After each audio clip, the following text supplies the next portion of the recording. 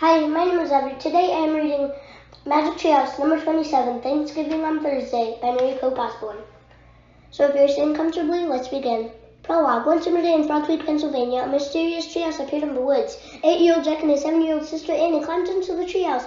They found that it was filled with books. Jack and Annie soon discovered that the treehouse was magic. It could take them to the places in the books. All they had to do was point to a picture and wish to go there. While they were gone, no time at all passed back in Frog Creek. Along the way, Jack and Annie discovered that the treehouse belonged to Morgan Le Fay. Morgan is a magical librarian of Camelot, the long-ago kingdom of King Arthur. She travels through time and space gathering books. Jack and Annie have many exciting adventures, helping Morgan in exploring different times and places. In the Magic Treehouse books, number 25 through 28, they will learn the art of magic. Chapter 1. What Feast? Come on, said Annie. She stood in the doorway to Jack's bedroom. Let's check the woods again. But it's Thursday, said Jack. We're going to grandmother soon. I know, said Annie, but I have a feeling the treehouse might be back. I think Morgan might have sent us a new rhyme. Jack trusted in Annie's feelings. Okay, but we'll have to be quick, he said. He threw his notebook and pencil into his backpack. He followed her downstairs. We'll be back soon, Jack called to the parents. Very soon, their dad said. Don't forget, it's Thursday, said the mom. We're leaving for grandmother's at 9. I know, said Jack. We'll be back in 10 minutes, said Annie. They hurried out of their house. They ran across the yard and up the street and into the Frog Creek woods. Jack and Annie ran through the light and shadow until they stopped under the tallest oak. Yay, said Annie. You were right, said Jack. High in the tree was the magic treehouse. Jack grabbed the rope ladder and started up. Annie was right behind him. They climbed into the treehouse. Sunlight slanted in through the window. Good, our gifts from our last trips are still here, said Annie. She pointed to the skulls from Shakespeare's theater and the twig from the gorillas. Proof we found the magic of theater and the magic of animals, said Jack. Look, said Annie. She pointed to a book lying in the dark corner. A piece of paper was sticking out of it. Jack pulled out the paper. It's from Morgan, he said. He read. Dear Jack and Annie, good luck on your third journey to find a special magic. This rhyme will guide you. To find a special magic, when work and toil are done, gather all together. Turn 3 worlds into one. Thank you, Morgan. So who do we gather with? Wondered Jack. Annie held up the book. The painting on the cover showed a basket of corn on a wooden table. The title said, A Feast to Remember. We gather at a feast, she said. She pointed to the cover. I wish we could go there. Hold on, said Jack. What kind of feast? Where and when? But the wind had started to blow. The treehouse started to spin. It spun faster and faster, then everything was still. Absolutely still. Chapter 2. Shh. Jack opened his eyes. Bright golden sunlight poured into the treehouse. The air felt crisp and cool. Annie was wearing a long dress, a white cap, and an apron. Jack wore a jacket with a frilly collar. He wore short pants, long socks, leather shoes, and a hat. His backpack was now a leather bag. I like your hat, said Annie. It's funny. Yours too, said Jack. We look like pilgrims, said Annie. So do you, said Jack. Oh man, I bet we're in the time of the pilgrims. He and Annie scrambled to the window. The treehouse had landed in a tall oak near the edge of the forest. Red and yellow leaves rattled in the cool breeze. Past the forest was a small village, and past the village was the ocean. It looks like where the pilgrims lived, said Jack. We studied it in school. He opened the research book and found the picture of the village by the sea. He read aloud. In 1620, a group of 102 passengers sailed from England to America on a ship called the Mayflower. Many of the people on board wanted freedom of religion. They wanted to worship God in their own way, not the way the King of England made them. Others wanted to find a new life in a new land. Today we call all the people who sailed on the Mayflower pilgrims. Yes, said Annie. Jack read on. The pilgrims wanted to settle near New York, but a storm blew their ship north. They landed in a bay on the coast of what is now Massachusetts. 6 years before Captain John Smith had explored the coast, he had named the bay Plymouth. Plymouth, said Annie. That's where the first Thanksgiving was. Oh man, Jack smiled. So that's the feast. Wow, said Annie. My class put on a play about the first Thanksgiving. Mine too, said Jack. I played Priscilla, said Annie. I played a turkey, said Jack. Now we'll get to meet the real Priscilla, said Annie. And Squanto and Governor Bradford and Miles Standish. Come on. She started down the ladder. Wait, what will we say? Asked Jack. We'll just tell them hi and stuff, said Annie. Are you nuts? Said Jack. He put the bag into his bag. He put the book into the bag. He put the book into his bag. They won't understand who we are. We need a plan. He slung the bag over his shoulder and hurried down the ladder after Annie. Listen, we need, Jack started. I know a plan, said Annie, but first let's get closer to the village and just watch. Okay, said Jack, but we can't let anyone see us. We have to be careful and quiet. He and Annie started walking carefully through the woods, but they did not walk quietly. The autumn leaves crunched and crackled under their leather shoes. Shh, said Jack. I can't help it, said Annie. You're doing it too. Then we have to stop, said Jack. Let's get behind that tree and watch from there. They crunched over to a tree at the edge of the woods. In the distance was a row of small log houses with steep thatched roofs. Jack pulled out the book. He found the part about the village. Then he pushed his glasses into place and read to himself. The Pilgrims brought chickens, geese, goat, and sheep from England. They brought seeds to plant, and they knew how to make traps to catch wild animals for food. But they could not have survived without the help of Wampanoag Indians named Squanto. Squanto taught them how to grow corn. Hi, you, Annie whispered. Jack looked up. Annie was talking to a skinny yellow dog. The dog was sniffing a tree near them. Don't let him see us, Jack whispered. Why, said Annie. The dog looked at them and barked. That's why, said Jack. The skinny dog barked again and again. The two pilgrim men ran from the other sides of the houses. Then more pilgrims appeared. They all looked in the direction of the barking dog. Oh, no, said Jack. Let's go back. We have to make a plan. He packed up his book and started away from the tree. Suddenly something tightened around his ankle. A tree branch snapped. Ah, Jack shouted as he was jerked up into the air. Chapter 3. Wow! Jack, cried Annie. The skinny dog barked and jumped around happily. Jack was hanging a few feet off the ground with a rope hanging around his ankle. His glasses and hat and bag had fallen to the ground. Jack felt the blood rushing to his head. I must have stepped into a hunting trap, he said in a strangled voice. All for you, said Annie. She tried to reach for the rope, but it was too high. Jack heard voices over the wild barking of the dog. A blur of people gathered toward him and Annie. Oh, mercy, a woman cried. We've got a boy, said a man. The dog licked Jack's face. Help, said Jack. A burly man shooed the dog away, then grabbed Jack. Another cut the rope with a knife. Then they gently lowered Jack to the ground. Jack sat in the leaves, feeling dizzy. He took the rope off his foot and rubbed his ankle. Here's Danny, handing Jack his glasses, hat, and bag. He put them on and stood up. Now he could see. About 40 or 50 pilgrim men, women, and lots of children stared at him and Annie. Some of the children were laughing. The girls were dressed just like the women. The boys were dressed just like the men. One person, though, looked different from all and everyone else in the crowd. His skin was brown. A deerskin hung over his shoulder. His black hair was braided, and a feather was in it. Is that Squanto? Jack wondered. The Wampanoag Indian who helped out the pilgrims. Two pilgrim men stepped forward. One had a smile on his face, the other was frowning. Good day, said the friendly-looking man. Who art thou? I'm Annie, said Annie. This is my brother Jack. We come in peace. Welcome to Plymouth Colony, said the man. I am Governor Bradford. This is Captain Standish. Captain Standish kept frowning. He carried a long gun over his shoulder. Oh, wow, said Annie. Wow, the captain said Captain Standish. Wow, whispered others as if they didn't understand.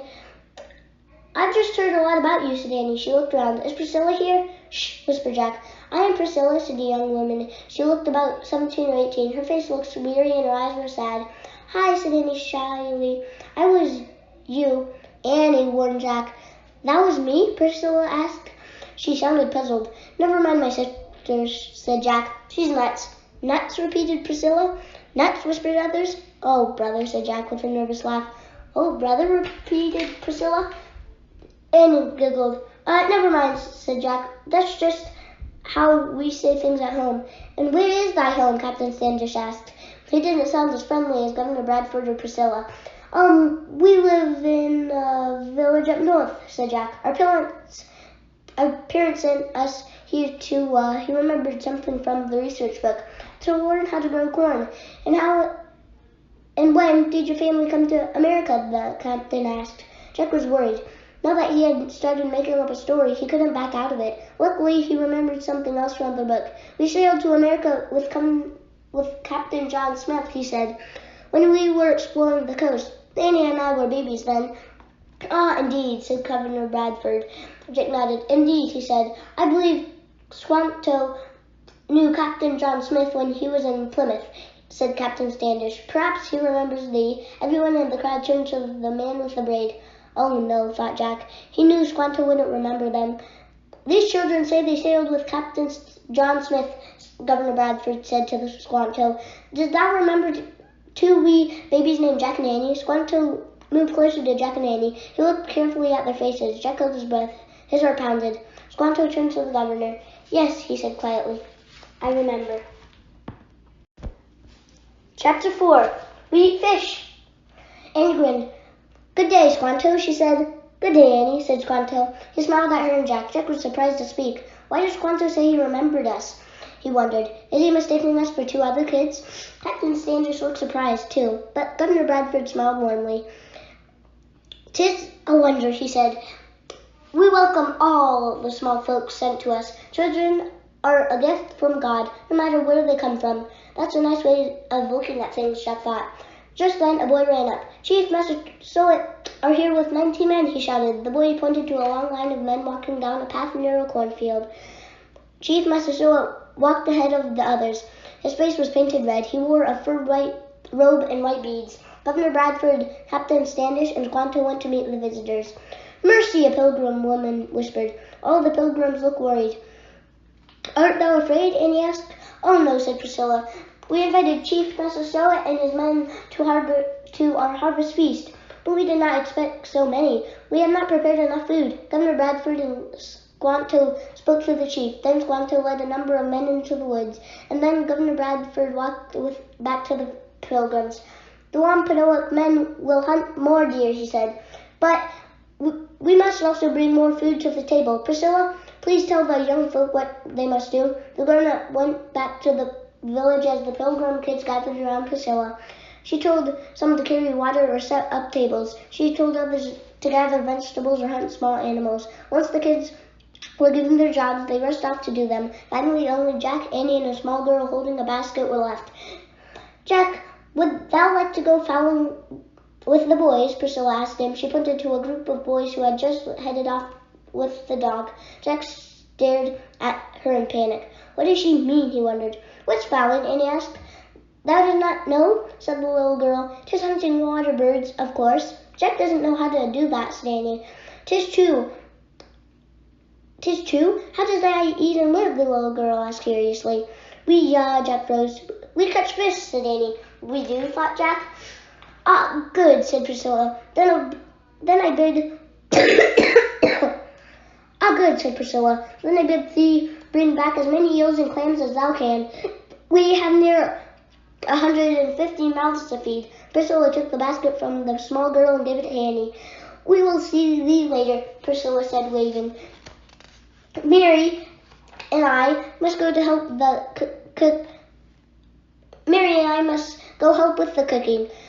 Said Jack, but before he could say or ask any questions, Priscilla and the little girl had started back to the village. Chapter 5. Eels and Clams. Jack looked at Annie. We can't stay here, he said. What? She said. We can't go home now. The pilgrims need us to help them. But we don't know how to do anything, said Jack, and Squanto is going to figure out he doesn't really know us. And don't worry so much, said Annie. We help Mom and Dad make our Thanksgiving dinner every year, don't we? We can help the pilgrims, but we'd better hurry. Clutching the basket, she started running toward the bay. Jack sighed, then ran after her. At the rocky shore, they stopped and looked around. Little waves rolled onto the shore's stretch of sand.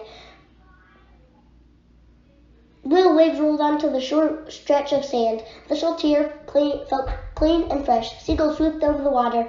I wonder where the eels are, said Annie, and the clams. I'll look in the book, said Jack. He pulled out the book and looked up eels in the index. He turned to the right page and read aloud. Squanto showed the pilgrims a way to catch eels. He showed them how to push the eels down out of the wet sand with their bare feet, then grabbed them with their hands. That sounds fun, said Annie. She put down her basket and pulled off her shoes and stockings. She held up her long skirt with one hand. Then she walked over to the rocks to the edge of the water. Jack pushed the research book into his bag. He pulled off his shoes and stockings and joined Annie. They dug their bare feet into the wet sand. I don't feel anything, said Jack. Let's wade into the water, said Annie. Together they stepped forward. Brr, said Annie. No kidding, said Jack with a shiver. He kept squishing the mud sand with his toes. He felt pebbles and shells. Then he felt something soft.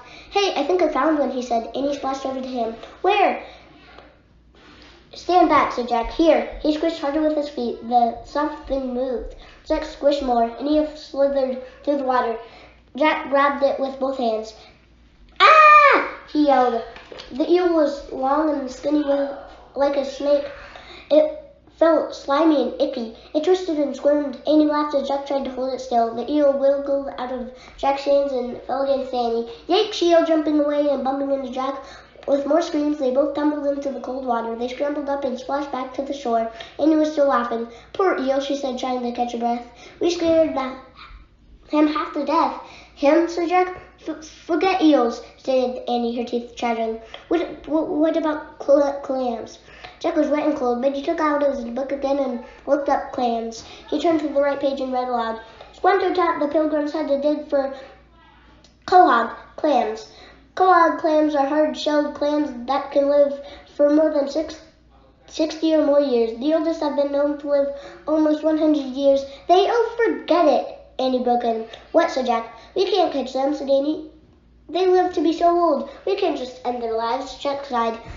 He sat down on the rock. Annie sat next to him. Their clothes were soaking wet. Their feet were caked with mud and sand. Their basket was empty. What other things do pilgrim kids do to help, said Annie. Jack opened the book again. He looked up Pilgrim Children. He read aloud. Pilgrim children work very hard. They build fences and care for animals. They planted, harvest, and ground corn. They picked pumpkins, peas, and beans. They guarded the fields. They fished and hunted. They carried water. They collected nuts. They cooked and cleaned. They did everything they were told. They never complained about being tired. Oh, man, I feel tired just reading this, said Jack, closing the book. We make lousy pilgrim children. Yeah, I know, said Annie. Maybe we should do something like keep an eye on the turkey and tell them when it's ready. That's how we help Mom every year. Annie, Thanksgiving in Frog Creek is a whole different story from Thanksgiving with the Pilgrims, said Jack. Jack, Annie, a voice called. Jack quickly put away the book. Then they turned around. Priscilla was standing on a rock. She held a pumpkin and carried a basket filled with yellow squash and red corn. I was looking for you, she said. Chapter 6. Good work. Good day, Priscilla, said Annie. Good day, said Priscilla. She walked to them. Did thou fill the basket with eels and clams? Not really, said Jack. The eel didn't want to get caught, said Annie, and the clams lived to be so old we didn't think it was right to take their lives. Priscilla laughed. Her sad eyes sparkled. What strange children, she said. But you both look wet and cold. Would you like to come to my house and warm up by the fire? Yes, said Jack and Annie. They washed off their feet and pulled on their shoes and stockings. Jack picked up his bag. Annie picked up their empty basket. Would thou like to put some of my corn and squash into the basket? Said Priscilla. Oh, thanks, said Annie. She took some corn and squash from Priscilla's basket. And perhaps, would you like to carry this pumpkin? Priscilla said to Jack. Sure, said Jack. Sure, said Priscilla. I mean, indeed, said Jack. He felt relieved. Now they wouldn't have to go back empty-handed. Jack was wrapped his arms around the heavy pumpkin, and he carried the basket. They followed Priscilla back to the village. The pilgrims in Wampanoag were gathering in a wide dirt street. Women were baking bread in an outdoor oven. Some boys were setting wooden planks on barrels to make tables. Mary, the little girl, was carrying a bucket of water. Squanto was smoking a pipe with Chief Massasoit, Governor Bradford, and Captain Standish. Jack hoped Mary wouldn't ask him about the clams and eels. He hoped Squanto wouldn't ask them about Captain John Smith. He hoped that Governor and the Captain wouldn't ask him about home. Jack hid his face behind the fat pumpkin. Priscilla opened the door to a small house. Then she led Jack and Annie into a dark, smoky room. The only light came from one window and a fire. Sit by the hearth, said Priscilla, so your clothes can dry. Where's the hearth? Said Annie. Annie asked, looking around. Priscilla laughed again, shaking her head. There, where the fire lies, she said. Jack put down the pumpkin in his bag. Annie put down her basket. The hearth was so large Jack could have stood in it. He and Annie got as close as they could to the warm, crackling fire. Silver pots hung over the fire, Near the pots, a turkey roasted on an iron rod. The Thanksgiving turkey, whispered Annie. Cool, said Jack. The very first Thanksgiving turkey, he thought. Would thou please serve the corn pudding whilst thou art drying? Asked Priscilla. She pointed to one of the pots. Indeed, said Jack. Priscilla took a wooden spoon out of a jug of water near the hearth. She gave it to Jack. He put it in the thick, bubbly pudding and stirred. I must go gather nuts, said Priscilla. Whilst I am gone, must move the roots close to the ashes and stir herbs into the seafood chowder. Indeed, said Annie. After Priscilla left, Annie looked at Jack. What are roots and herbs? She asked. Look in the book, said Jack. Annie took the research book from Jack's bag. She looked up roots and read aloud. The Pilgrim called certain vegetables roots. These vegetables, such as carrots and turnips, grow under the ground. Ah, said Jack. He picked up some carrots and turnips near the hearth and moved them close to the hot ashes. Next, Annie looked up herbs. She read aloud. The Pilgrims called leafy vegetables that grow above the ground herbs. They made salads with herbs. They used dried herbs to flavor soups and seafood chowders. Jack saw some dried plants hanging from the rafters. Those must be the herbs, he said. Annie broke off a leaf and sniffed it. That smells good, she said. She leaned close to one of the pots. And that must be the seafood chowder. It smells like the ocean. She crumpled up the leaf into the chowder. She took another spoon from the jug of water. She and Jack both stirred pots. Good work, Priscilla said as she stepped back into the room. Jack smiled. The fire had made him hot and sweaty. His smoke burned his eyes. But he didn't mind. Finally, he felt useful. Priscilla put some walnuts close to the fire. Squanto taught us which nuts are good to eat, she said. Squanto taught thee a lot, said Annie. He saved our lives, Priscilla said quietly. Last winter we were cold and hungry. Half our people died, Annie gasped. Wow, how? How, she said. Sickness, said Priscilla. Fever took my mother, my father, and my brother. Her eyes were bright with tears. No one spoke. The sound of the crackling fire filled the room. Annie put an arm around Priscilla. We're so sorry, said Annie. Yes, we are, said Jack. Thank you, Priscilla said with a sad smile. 'Twas a terrible winter, but we never gave up hope. And now God be praised, we have had a good harvest, and we have peace with our neighbors. In the glow of the firelight, Priscilla was beautiful, Jack thought. Not only was she kind, but she was incredibly brave as well. Come, she said. She wiped her eyes and stood up. Something special was about to take place. Would thou like to watch? Sure, indeed, said Annie. Jack and Annie jumped up and followed Priscilla outside.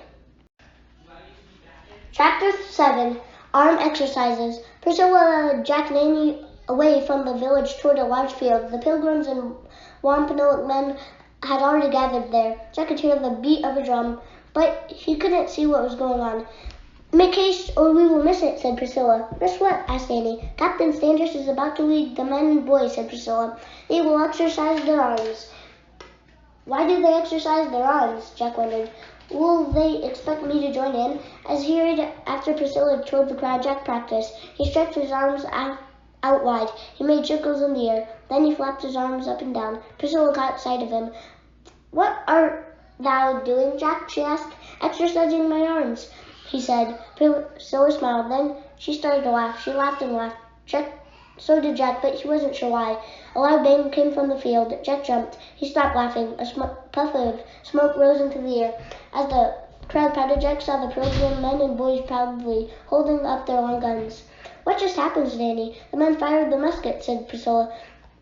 On special occasions, they like to show off their arms. Oh, thought Jack, now I get it. The long guns are called muskets, which are called arms. So exercising arms means firing muskets. Jack blushed. Priscilla must think I'm an idiot, he thought. But she just smiled at him fondly. I thank thee for making me laugh, Jack, she said. I have not laughed in a long time. Jack shrugged as if he had meant to make her laugh. Is this... It is time to serve our feast, said Priscilla. I must help with the bread. What can we do? Said Jack. Return to my own, said Priscilla. Take the turkey off the spit.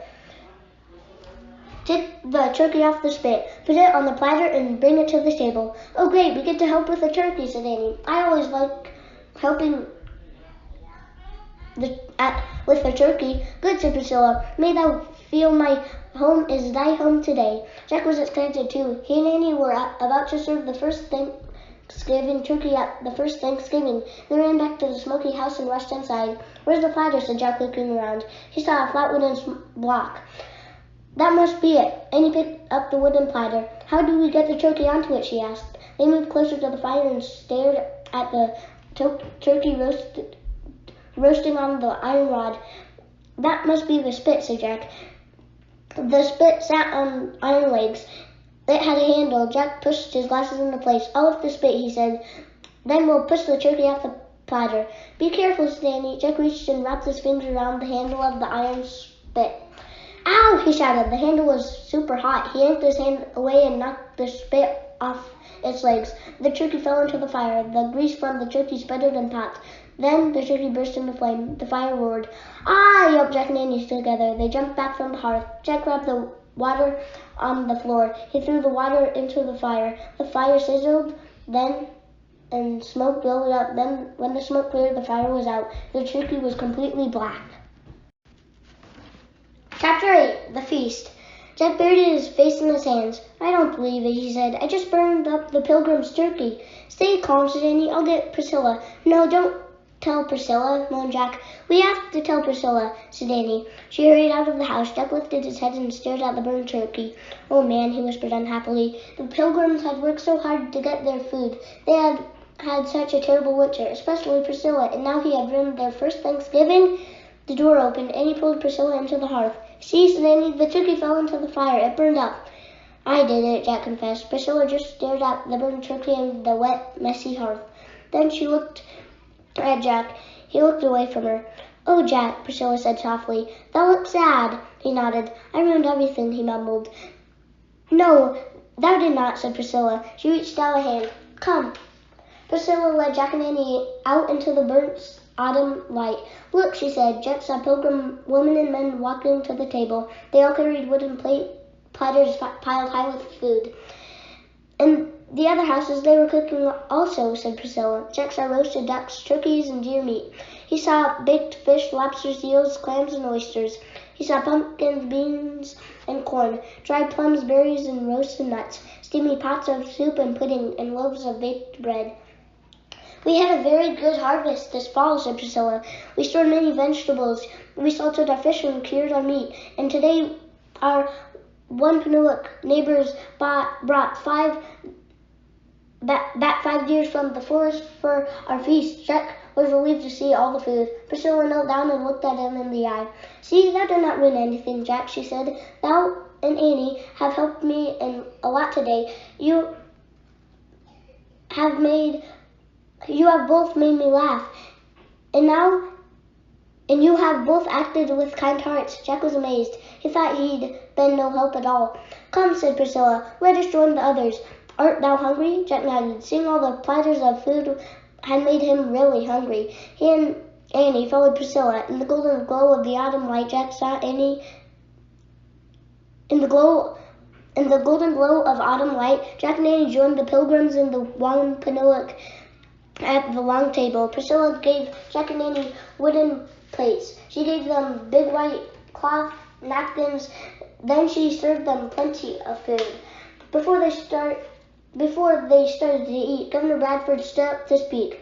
Those of us who came here on the Mayflower did not know how to live in this land, he said. But Squanto came to help us, and today we give thanks for him and for the peace we share with his people, and for all our great blessings. Governor Bradford looked at Jack and Annie. Welcome to our feast, he said. At this moment, 3 worlds, your world, our world, and the world of the Wampanoag are not 3, they are 1. Just the magic of community. Indeed, said Annie. She clapped her hands and looked at Jack. We did it, she said. Did what? Thought Jack. Governor Bradford then put his napkin over his shoulder. Now, he said, let us feast till our bellies are filled. As everyone started to eat, Annie leaned close to Jack. We found the special magic, she whispered, the magic of community. Remember the rhyme? She repeated Morgan's words. To find the special magic, when work and toil are done, gather all together, turn 3 worlds into 1. Oh man, said Jack, he'd forgotten all about it. We can go home now, said Annie. No way, said Jack. We have to eat first. Jack and Annie used their fingers to pick up their food, and they ate and ate and ate. Jack tried everything on his plate except a little bit of eel and 2 clams. Everything he did eat he liked, even the turnips. Food really tastes good, he thought as he chewed. When you eat it outside on a beautiful day with lots of nice people. Chapter 9. Good day. Slowly the feast came to an end. The guests wiped their plates with their last bits of bread. Then they wiped their hands and faces with their napkins. Jack and Annie stood up. We have to go home, said Annie to Priscilla. Thou must go back to thine own community now, said Priscilla. Annie nodded. Then she kissed Priscilla on the cheek. Thanks for everything, Priscilla, said Annie. Jack wanted to kiss Priscilla too, but he was too shy. Thanks, Priscilla, he said. I thank thee, Jack, she said. Then she leaned over and kissed his cheek. Jack felt his face grow red. Excuse me, sir, Annie said to Governor Bradford, but we must leave now. Oh, but we have not yet taught thee how to grow corn, said the little girl Mary. Squanto stood up. Come, he said. I will walk Jack and Annie back to the forest. I will teach them. Oh, thou not have to do that, Jack said quickly. He feared that once they were alone, Squanto would figure out that he'd never met them before, but Squanto only smiled and waited for them to follow. Bye, everyone, Annie called, waving. Jack waved too. All the pilgrims and Wambanoak waved back at them. The skinny dog barked. Squanto led Jack and Annie away from the village toward the autumn woods. As they passed the cornfield, the dried stalks swayed in the breeze. They made shushing sounds. Squanto stopped walking as he pointed to the field. You must plant corn in the spring, he said. Put these seeds on the ground when the oak tree buds is as small as a mouse's ear. Oh, wait, please, said Jack. He slipped his notebook and pencil out of his bag. It was the first time he had had a chance to take notes all day. He wrote, how to plant corn. Oak tree bud equals mouse's ear. Then he looked up at Squanto and nodded. Dig holes and put two rotting fish in each hole, said Squanto. Rotting fish, said Annie, making a face.